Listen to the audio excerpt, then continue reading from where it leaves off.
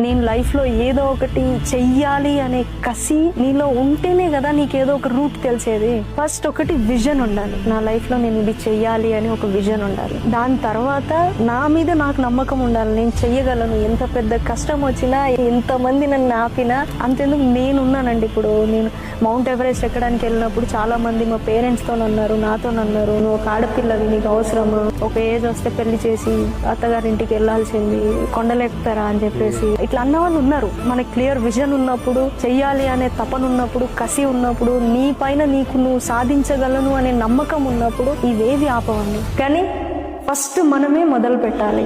మన comfort zone నుండి బయటికి వస్తేనే, స్ట్రగల్ అవుతున్నాము అని తెలిస్తేనే మనం సాధించడానికి రెడీగా ఉన్నామని అర్థం. నేను ఈయన కూర్చుంటాను, కానీ ఇక్కడ కావాలంటే రాదు.